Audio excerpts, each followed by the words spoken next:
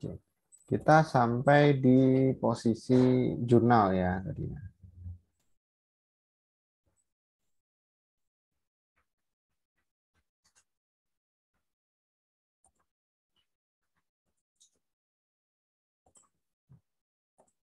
Ya, ini adalah jurnal yang akan kita bahas hari ini, yaitu Review of Tax Research dari Michael Hanlon dan Heitzman. Saya sudah buat ringkasannya di sini. Nah, apa yang akan kita pelajari hari ini itu adalah kita melihat beberapa review penelitian perpajakan yang sudah dikumpulkan oleh peneliti yang dipublikasikan di Journal of Accounting and Economics tahun 2010. Jurnalnya terbit di tahun 2010.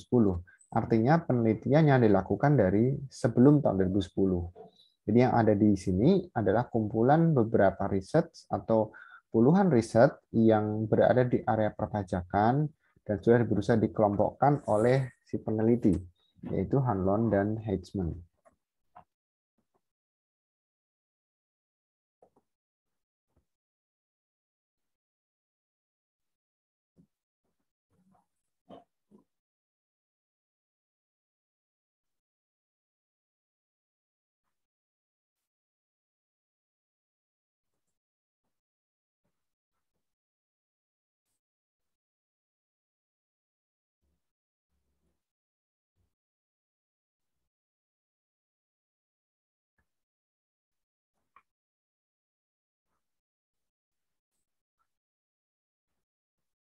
Ini di tempat kalian sudah berubah belum share screen-nya?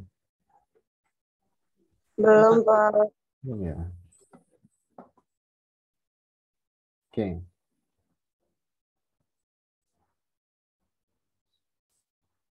Ini sudah berubah ke slide yang kedua? Sudah, Pak. Oke. Sudah, Pak. Baik, pada intinya klasifikasi penelitian pajak yang dilakukan oleh Hanlon dan Heitzman di sini ada 4 yang utama. 5 sebetulnya 5, tapi yang terakhir ini dijadikan 1.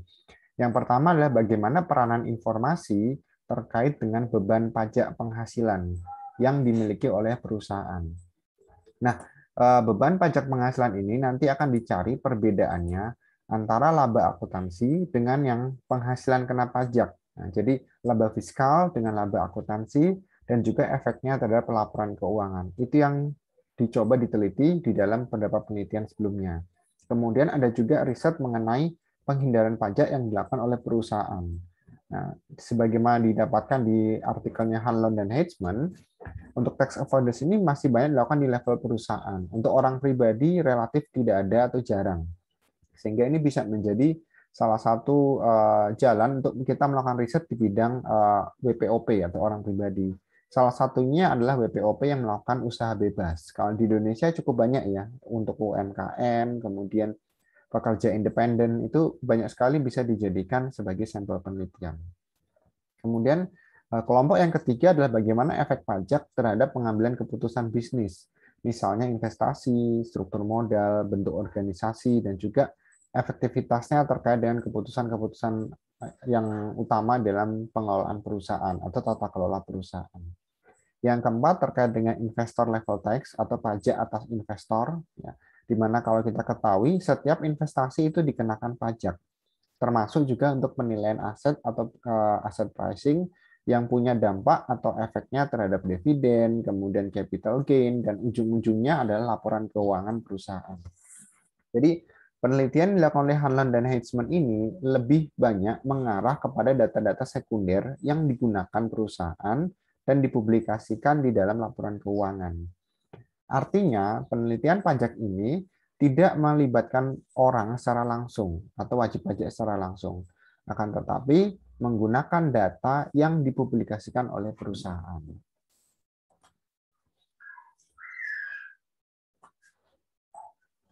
Nah, untuk mengawali, sebetulnya penelitian Hanlon ini diawali hampir 10 tahun sebelumnya, di mana ada peneliti lain yang bernama Shackelford dan Shevlin, ya, dia sudah mengklasifikasikan bahwa penelitian akuntansi dengan pajak itu sebetulnya bisa dikotak-kotakan. Ya. Mereka satu rumpun, tetapi outletnya atau luarannya itu sebetulnya berbeda terkait dengan kondisi perusahaan dan kondisi mikroekonomi. Ya, kenapa mikroekonomi? Karena pajak adalah sumber utama penghasilan negara. Sehingga dikuatkan oleh penelitian lain, Maydew tahun 2001 juga menyatakan bahwa harusnya dibedakan tuh antara akuntansi dengan pajak dalam disiplin ilmunya.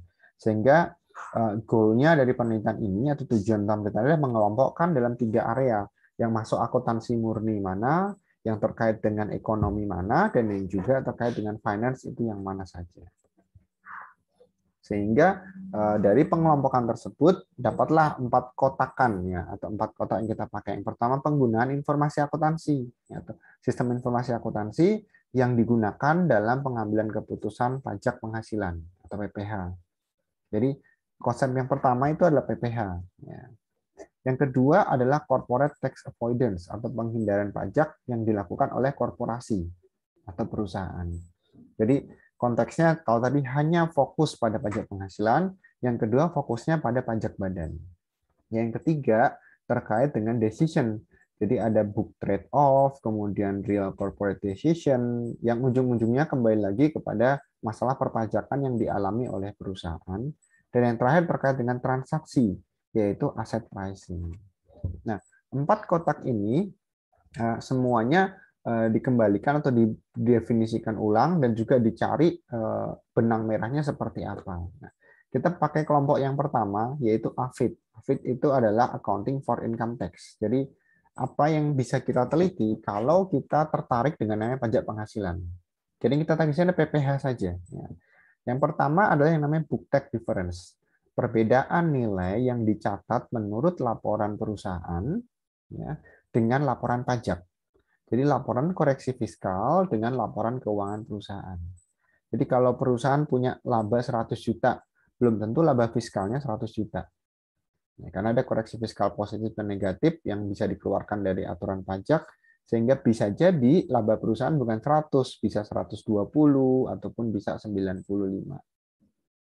Sehingga selisih tersebut antara diferensiasi antara book dan tax tadi itu bisa diteliti sejauh mana perbedaan tersebut itu tercermin di tarif pajak yang dimiliki oleh perusahaan di berbagai macam negara. Ada juga yang meneliti mengenai allowance ya, atau tunjangan-tunjangan. Manakah tunjangan yang bisa berdampak kepada pajak penghasilan? Apakah tunjangan misalnya tunjangan telepon, tunjangan sembako, atau tunjangan asuransi yang sebetulnya sudah ditetapkan ya sama pemerintah, tetapi bisa diteliti juga dampaknya terhadap PPh yang harus ditanggung oleh karyawan dan juga kepada keseluruhan take home pay yang dibawa pulang oleh karyawan di dalam setiap bulannya atau dalam kesehariannya dia. Yang kedua adalah book tax conformity, jadi keselarasan antara aturan pajak dengan aturan akuntansi. Itu bisa diteliti yang ujung-ujungnya dampaknya pada PPh atau pajak penghasilan. Dan juga kita bisa juga lakukan penelitian sumber-sumber perbedaan antara pencatatan akuntansi atau pencatatan pajak menurut aturan akuntansi dan aturan Direktorat Jenderal Pajak. Itu bisa. Atau yang terakhir kita bisa mencari kira-kira penelitian mengenai income tax atau pajak penghasilan di masa depan itu apa saja perubahannya. Kalau saat ini sudah bisa kita dapatkan ya terkait dengan insentif. Jadi beberapa kelompok kerja yang diberikan insentif pajak dan yang tidak diberikan insentif pajak itu hasilnya bagaimana ya terhadap pajak penghasilan. Gitu. Apakah membebani dari karyawan atau justru membebani dari pihak perusahaan. Itu bisa dilakukan penelitian atau riset terkait dengan pajak penghasilan. Yang kedua, dengan PPh badan. Nah, beberapa dari kalian ada yang skripsinya mengambil PPh badan bisa mencari atau bisa menggunakan resources dari riset Hanlon dan Heitzman ini. Yang pertama adalah teori yang bisa digunakan ya. Ada terkait dengan tax system, tax rate maupun legal system dan governance. Itu teori yang biasa digunakan untuk corporate tax avoidance. Nah, apa saja yang dicari biasanya itu adalah namanya effective tax rate. Ya. ETR atau tarif pajak efektif yang dikenakan perusahaan. Ya. Kenapa ada nama efektif? Karena pada dasarnya tarif pajak perusahaan itu kan tunggal ya. Kalau di Indonesia 25%, di Australia 32%. Tetapi pada kenyataannya 25% itu kan bukan 25% dari laba akuntansi, tetapi dari laba fiskal. Sehingga kalau kita kembalikan ke perhitungan laba akuntansi belum tentu 25%. Bisa jadi cuma 15% atau 17%. Sehingga itu yang dinamakan effective tax rate atau tarif pajak efektif yang dikenakan untuk perusahaan enggak 25%, tapi lebih rendah daripada itu. Ada juga long run ETR atau efektif tax rate dalam jangka panjang. Nah, kalau ETR-nya stabil, misalkan di 15%, 15%, dan seterusnya, dan sifatnya long run, jangka panjang, ini menunjukkan perusahaan tersebut sedang melakukan income smoothing atau sedang melakukan perencanaan pajak jangka panjang. Itu kita bisa cari, kita bisa teliti dalam sebuah riset ya atau penelitian yang bisa menunjukkan ini perusahaan ini sedang melakukan tax avoidance loh gitu. Berapa lama? Ya 10 tahun, 15 tahun. Kita bisa lihat ETR-nya itu relatif stabil. Oh, berarti dia dijaga benar-benar sama konsultan pajaknya, rasionya tepat. Ada juga book tax difference, selisih nilai buku antara catatan akuntansi dengan catatan pajak. Bisa juga yang kita cek adalah discretionary abnormal. Apa itu discretionary? Yaitu keputusan-keputusan pimpinan perusahaan yang bisa berdampak kepada pengurangan pajak atau bahkan denda pajak. Termasuk juga unrecognized tax atau pajak-pajak yang di luar dari ketentuan yang tiba-tiba bisa dikenakan ke kita. Contoh PPNBM tambahan, atau mungkin ada subsidi fiskal. Dan yang terakhir adalah tax shelter atau UTB, Ultimate Tax Benefit, gitu ya. Di sini ada beberapa kelompok transaksi yang bisa kita jadikan tameng supaya kita tidak dikenakan pajak. Termasuk juga transaksi ke negara-negara yang sifatnya tax haven countries. Berikutnya ada determinan dari tax avoidance atau apa sih faktor-faktor yang menyebabkan perusahaan mau melakukan penghindaran pajak, bisa dari struktur perusahaan. Kalau perusahaannya tambah besar, otomatis pajaknya harusnya gede. Kan nggak realistis ya, asetnya besar tapi pajaknya kecil gitu. Kemudian ada juga manager effect atau keputusan-keputusan manajerial yang bisa kita dapatkan tuh di laporan keuangan atau laporan tahunan mengenai RUPS, rapat pemegang saham, apa saja keputusannya itu bisa berdampak dan bisa dijadikan objek penelitian. Kepemilikan juga bisa, persentase kepemilikan saham terhadap pembayaran pajak perusahaan. Kalau ownership dari perusahaan tersebut dia punya background di bidang akuntansi dan perpajakan, ada kecenderungan dia melakukan tax avoidance. Itu ada kecenderungan karena dia tahu celah-celah yang bisa dimanfaatkan dalam aturan pemerintah. Termasuk juga tata kelola dan insentif. Nah, yang insentif ini menarik ya. Kita bisa lihat besaran insentif dengan besaran tax avoidance. Kalau ada konsultan pajak yang diberikan insentif besar, harusnya dia bisa menurunkan tax avoidance-nya tinggi sekali. Jadi sifatnya positif ya. Kalau dia bisa menurunkan pajaknya besar, maka insentifnya dia besar. Karena insentif dari konsultan pajak itu kan dihitung dari persentase penurunan pajaknya. Jadi seperti ini, contoh misalnya perusahaan A gitu kan harusnya bayar pajak 500 juta gitu. Kemudian dibantu oleh konsultan. Akhirnya dia cuma bayar pajak 100 juta. Ada selisih 400 juta. Maka insentif dari si konsultannya adalah persentase dari penurunan pajak.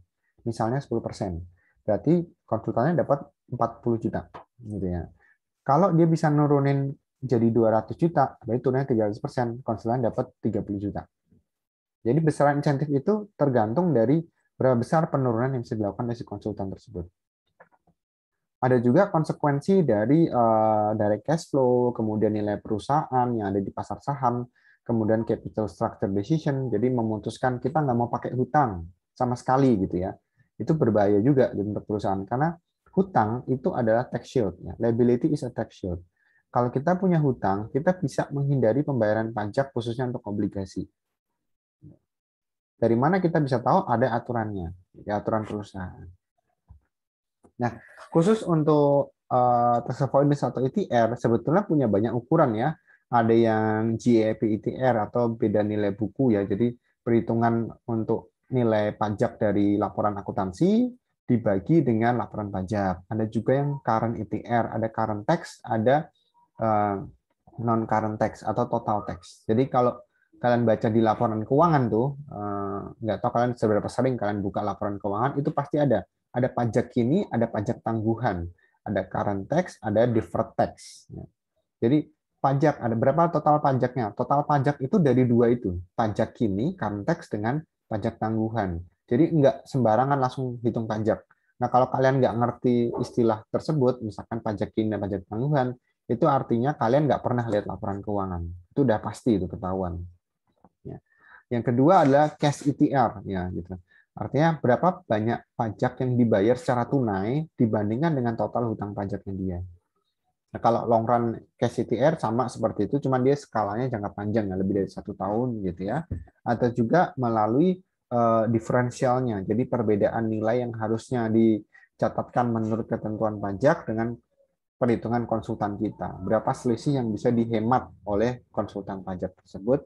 Dan juga ada dummy tax. Jadi ada pengganti nih. Kalau kita nggak bayar pajak, penggantinya apa? Itu ada penjelasan-penjelasan dan bisa didapatkan di negara-negara tertentu ya. Kalau di Indonesia agak jarang. Ada juga yang menggunakan book tax difference, selisih dari nilai buku perusahaan dengan nilai ketentuan perpajakan. Ada juga yang menggunakan nilai temporer dan abnormal. Karena pajak itu ada yang sifatnya temporer, yaitu yang pajak non final, dan ada yang pajak final. Itu juga bisa dilakukan penelitian sendiri-sendiri. Jadi banyak sekali ya kalau mau bikin, Pak saya mau bikin skripsi mengenai PPh 21. Ya, apa dulu nih? Mau misalnya tarifnya, mau selisih pajaknya, efektif tax rate-nya, mau long run-nya, mau pajak kininya aja, pajak tangguhannya aja, pajak temporernya aja, pajak finalnya aja, atau tax shelter-nya. Banyak, kalian mau bikin apa? Jadi, jangan terpaku bahwa penelitian pajak itu harus ketemu sama orang, pakai kuesioner. Enggak, ya. Ini saya tunjukkan, semua ini tidak bertemu dengan orang. Mereka pakai data laporan keuangan yang bisa di-download kalau di Indonesia. Jadi nggak usah pusing-pusing ke sana ke sini, download dari rumah juga bisa. Gitu. Itu contoh ya. Contoh untuk penelitian perpajakan di bidang PPh. Nah, sorry, suaranya agak berisik ya. Soalnya di sebelah rumah saya lagi renovasi. Yang kedua ada corporate tax decisions ya. Ini terkait dengan aturan perusahaan, terkait dengan investasi. Itu ada teorinya, theory of investment. Jadi kalau kita punya investasi tinggi, maka pendapatannya kan nggak bisa kita terima sekarang. Maka pajaknya di masa depan. Nah, alokasi pajak di masa depan itu bisa dilakukan cicilan nanti atau repatriasi. Repatriasi itu semacam tax amnesty kalau kita di Indonesia. Jadi berapa keuntungan kita di luar negeri kita bawa pulang ke Indonesia supaya masuk jadi penghasilan di Indonesia dan dikenakan pajak di Indonesia. Nah, itu bisa diambil alih di negara-negara yang sifatnya non-tax haven countries, dikembalikan ke Indonesia. Atau kalau saya mau investasi di luar negeri, ternyata tarifnya lebih tinggi, gitu kan, saya balikin ke Indonesia karena tarif pajaknya lebih rendah. Itu terkait dengan teori of investment. Ada juga mengenai capital structure atau manfaat pajak dari hutang. Itu juga bisa. Ada dividend payout policy. Termasuk juga M&A ya, merger and acquisition. Jadi kalau perusahaan melakukan merger atau akuisisi itu menunjukkan berarti punya masalah keuangan. Sehingga ketika di merger yang tadinya perusahaan A itu rugi, nggak bayar pajak, setelah merger jadi profit, maka dia harus bayar pajak dengan ketentuan yang baru. Termasuk juga executive compensation dan executive trading. Nah, menariknya adalah executive compensation ini juga banyak diteliti akhir-akhir ini, yaitu kompensasi atau insentif yang diberikan kepada eksekutif perusahaan kalau dia berhasil melakukan penghematan pajak. Jadi si manajernya itu dapat tambahan insentif. Tambahan insentif ini tentunya jadi beban perusahaan ya, jadi beban gaji perusahaan, tetapi juga menjadi peluang untuk dilakukan oleh eksekutif atau manajerial dalam proses menurunkan PPh badan. Jadi PPh orang pribadinya naik sedikit, tapi PPh badannya turunnya cukup besar. Atau bisa juga dalam bentuk organisasi. Ini kalau dikombinasikan dengan perencanaan pajak bisa ya. Artinya pemilihan bentuk organisasi itu menentukan berapa tarif pajak yang diberlakukan untuk perusahaan. Nah, bagaimana dengan pajak dividen atau aset pricing? Itu juga bisa dilakukan penelitian. Ini khusus untuk dividen aja. Dividen musiman maupun dividen yang sifatnya long run. Tahu ya dividen musiman dan long run ya. Jadi kalau kalian punya investasi itu kan dibagi dividennya ada yang per tahun, ada yang per RUPS. Nah, kalau RUPS berarti dia dividennya sifatnya long run. Jadi bisa jadi setahun sekali dapat atau 2 tahun sekali dapat. Tapi kalau dividen musiman, maka dia setiap periode tersebut pasti dapat entah setahun sekali, 2 bulan sekali, 6 bulan sekali gitu. Kemudian ada juga mengenai capital gain, kalau dia melakukan transaksi penjualan yang menguntungkan atas asetnya dia. Misalkan jual tanah gedung perusahaan yang bukan jadi aset utamanya, kemudian diinvestasikan ke pasar modal, atau dia mengunci kegiatan transaksi di stock marketnya dia. Nah, itu bisa menjadi objek penelitian karena nanti hubungannya dengan investor, Dan data-datanya dikaitkan dengan naik turunnya harga saham. Jadi ini nggak ketemu orang juga, ini terkait dengan perubahan harga saham dan juga berapa besar pajak yang bisa dihemat oleh perusahaan gitu. Itu. Nah, saya akan tutup dengan beberapa riset pajak yang bisa kita lakukan di Indonesia. Itu kalau tadi kan dari Hanlon Hedgeman membuka wawasan kita bahwa penelitian pajak tidak melulu pakai kuesioner, tidak melulu harus ketemu orang, dan tidak harus berbicara mengenai masalah preferensi, misalkan mau menghemat pajak, menghindari pajak, atau pengetahuan pajak. Nggak sesederhana itu. Banyak sekali yang belum dieksplorasi, khususnya oleh mahasiswa kita, terkait dengan riset pajak tersebut. Nah, ini contoh ya, kalau di Indonesia, yang bisa kita lakukan apa? Yang pertama adalah terkait dengan policy atau kebijakan perpajakan. Misalnya kepatuhan terhadap peraturan pajak. Itu banyak sekali diteliti di Indonesia, termasuk juga oleh mahasiswa S1. Nah, nantinya kalau kalian mau melakukan penelitian terkait dengan kepatuhan wajib pajak ini, harus tahu apa yang membedakan penelitian kalian dengan yang lainnya. Gitu. Kalau cuma cari tahu kepatuhan, banyak kok. Gitu. Punyamu yang unik apa? Itu yang akan ditanyakan. Kalau nggak ada unik-uniknya, ya buat apa diteliti lagi? Buat apa dijadikan skripsi? Ganti judul lah, gitu misalnya gitu. Pasti disuruh ganti. Jadi harus bisa menemukan uniqueness, keunikan dari apa yang mau kalian teliti. Yang kedua adalah tax gap atau potensi pajak dengan jumlah pajak yang bisa dibayarkan. Ini banyak sekali. Contoh perusahaan-perusahaan baru atau usaha-usaha baru yang kita bisa lihat dia sebenarnya berpotensi ya bayar pajak. Yang misalkan perusahaan digital, dia potensi pajaknya tinggi, tapi ternyata bayar pajaknya kok rendah. Kenapa? Nah, itu bisa diteliti. Apakah dia masih tahun pertama yang resource-nya habis digunakan atau misalkan bebannya terlalu besar, di tahun kedua, tahun ketiga mulai menyusut, gitu kan? Atau biaya gajinya terlalu besar. Bisa juga terkait dengan pemotongan pajak atau insentif pajak. Itu bisa dilakukan penelitian. Insentif pajak besar dan kecil itu relatif fair atau tidak. Kalau kita bisa bicara mengenai asas keadilan gitu ya. Kenapa yang misalnya kenapa jenis industri tertentu misalkan manufaktur, kemudian yang P3E itu diberikan insentif. Sedangkan untuk di dunia medis dan sebagainya nggak diberikan insentif. Ya karena mereka dapat tambahan. Ya. Kenapa di dunia medis diberikan tambahan gaji dari pemerintah? Karena mereka peran utama dalam memerangi pandemi gitu. Tetapi pendapatan tambahannya itu juga dikenakan pajak. Gitu. Jadi sama aja sebetulnya. Kemudian yang bisa kita teliti lagi apa? Implikasi kebijakan pajak. Salah satunya adalah tax amnesty yang sudah lewat. Gitu ya. Masih relevan nggak Pak diteliti? Masih ya, dengan objek-objek tertentu. Kalau yang sudah lewat kemarin, repatriasi boleh. Ya. Tapi kalau cuma ketentuan tax amnesty itu udah usang. Tapi justru yang kita mau cari, repatriasinya berapa? Uang yang masuk ke Indonesia berapa? Revaluasi asetnya berapa? Itu yang bisa diteliti. Atau juga ada reformasi pajak dari penggunaan SPT yang tadinya manual jadi e-filing, penggunaan pembayaran pajak yang tadinya pakai Dropbox sekarang jadi e-billing gitu ya. Kemudian juga transfer pricing dokumen. Ataupun masuk ke ranah ekonomi, tren penerimaan pajak yang apakah mulai naik atau mulai turun. Kalau rasio pajak kita turun, tapi penerimaan negara dari pajak itu juga nggak naik-naik juga. Gitu. Artinya cenderung orang menghindari pajak juga saat-saat ini. Gitu ya.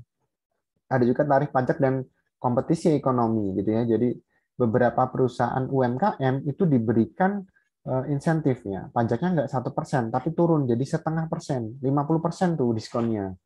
Nah, untuk meningkatkan kompetisi supaya orang mau berusaha di bidang UMKM, kemudian mendapatkan profit yang besar, dan juga dia bisa bayar pajak dengan tarif yang relatif murah.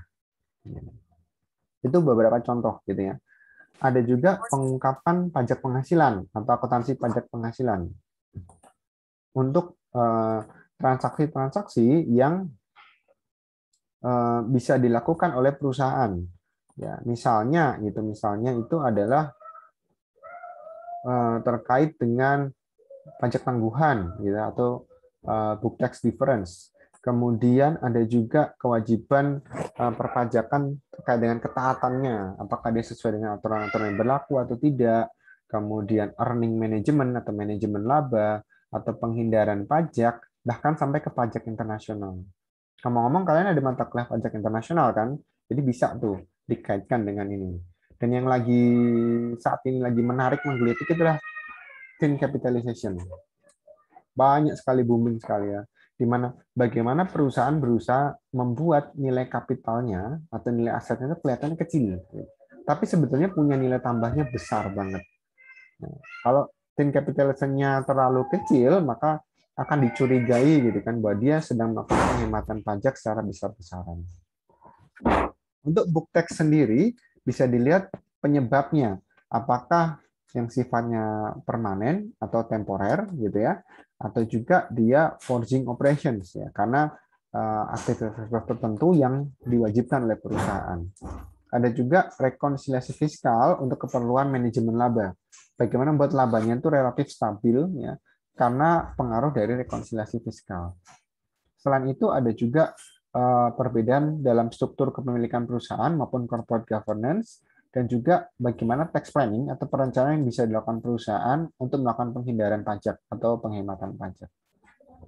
Akan tetapi ini juga bisa didukung dengan namanya surat ketetapan pajak ya. Artinya semua komponen yang di sini itu harus bisa dibuktikan bahwa perusahaan tersebut menerima SKP, entah itu SKP LB lebih bayar atau SKP BT ya, kurang bayar tambahan atau KBT gitu ya. Ini untuk menunjukkan bahwa memang ada real earning management. Kalau nggak ada SKP ya nggak bisa. Gitu. Buktinya dia melakukan manajemen laba gimana? Pasti ada SKP. Kurang bayar, lebih bayar, atau kurang bayar tambahan. Nggak mungkin nihil. Kalau nihil udah nggak bisa. Itu nggak ada book tax difference namanya. Kalau difference itu kan berarti ada yang selisih ya. Entah itu selisih lebih atau selisih kurang. Dan yang terakhir terkait dengan persepsi penghindaran pajak laporan keuangan. Ini bisa nih pakai kuesioner karena persepsi kan menurut masing-masing perusahaan, menurut orang itu bisa beda-beda. Kemudian terkait dengan perilaku perpajakan atau kesengajaan dia melakukan penghindaran pajak atau tidak, ketaatan pajak ini yang paling banyak digunakan mahasiswa itu misalnya etika, kepercayaan, religiositas gitu ya. Nah semuanya pakai data primer. Kalau etika itu data primer atau data kuesioner. Nah susahnya adalah dalam masa pandemi ini kalian bisa jadi tidak mudah ketemu sama orang, mungkin pakai Google Form, itu pun juga harus dibuktikan pada saat nanti sidang skripsi. Jadi bisa diminta coba dibuka hasil rekapnya, kemudian minta kontrol sistemnya, kemudian nanti akan dicek di formnya tersebut sama dosennya ini benar nggak, datanya fiktif apa enggak gitu ya. Begitu kalian ketemu ada yang fiktif, maka langsung dikeluarkan dari situ. Artinya tidak jadi sidang skripsi, nggak jadi lulus gitu, ulang lagi dari awal gitu. Jadi agak ada plus minusnya ya. Jadi satu sisi bisa mudah ya, lebih cepat gitu ya, tapi di sisi lain juga harus dibuktikan eksistensinya. Jadi kalau memang dia real boleh, tapi kalau nggak real, fiktif gitu kan, ya mohon maaf ya, kita juga nggak berani.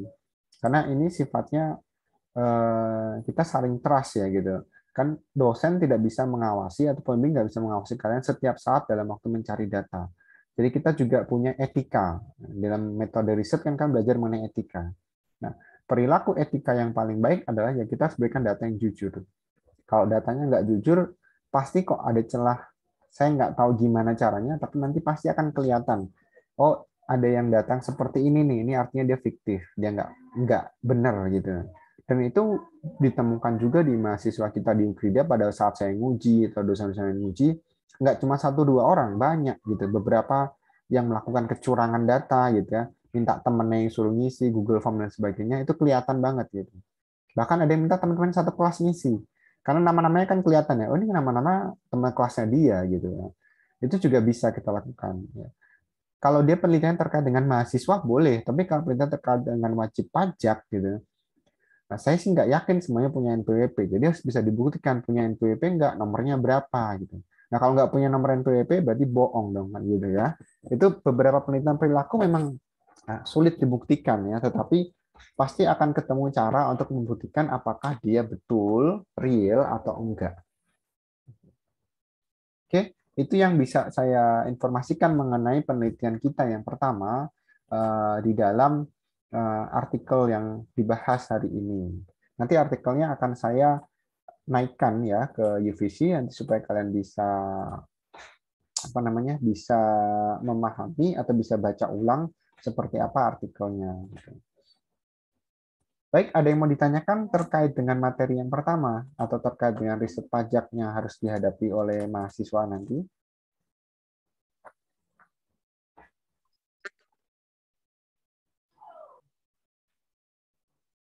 Silahkan, ada yang mau bertanya?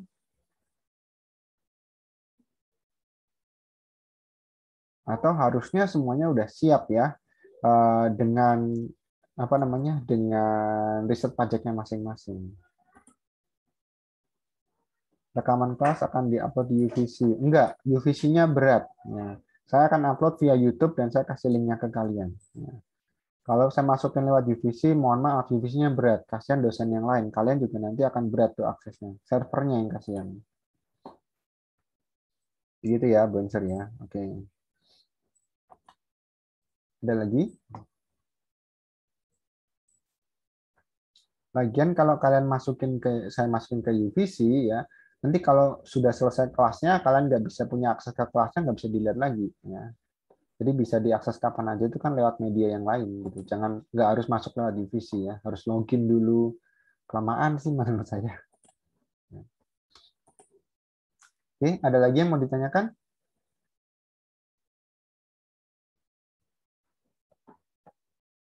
Ya, nanti sebelum UTS ya, sebelum UTS pastinya nanti akan kita evaluasi. Berarti kan sudah masuk ke dalam proses bimbingan skripsi nanti ya sebelum UTS. Jadi di situ akan saya kumpulkan terlebih dahulu apa sih topik penelitian kalian dan saya akan short kombinasikan dengan anak kelas malam. Siapa tahu dan ini seringnya saya temukan judul skripsinya sama atau mirip. Ya, sehingga salah satu harus mengalah atau dua-duanya harus diganti misalnya gitu. Si A misalkan variabelnya apa, si B variabelnya sama persis, nah itu harus salah satu harus mengalah atau dua-duanya harus sama-sama ganti, ya. Atau justru mungkin cuma diputar-putar aja variabelnya. Jadi memungkinkan untuk kita evaluasi ulang judul skripsi yang dilakukan oleh mahasiswa. Oke. Pertanyaan dari Henry, tugas papernya kita pakai bahasa Indonesia, bahasa Inggris, bebas. Ya. Tugasnya kan bebas, tapi paper yang saya kasih dalam bahasa Inggris ya, nggak ada dalam bahasa Indonesia. Karena nanti jadi persyaratan dalam skripsi kalian itu harus melakukan kvotasi kepada jurnal internasional juga. Sehingga harus mulai dibiasakan dari sekarang. Pakai jurnal lokal boleh untuk skripsi ya, tetapi ada juga yang harus dari jurnal internasional dan pastikan bukan jurnal abal-abal, jurnal yang bereputasi bagus. Nah, salah satunya saya berikan ya di kelas ini. Ada lagi?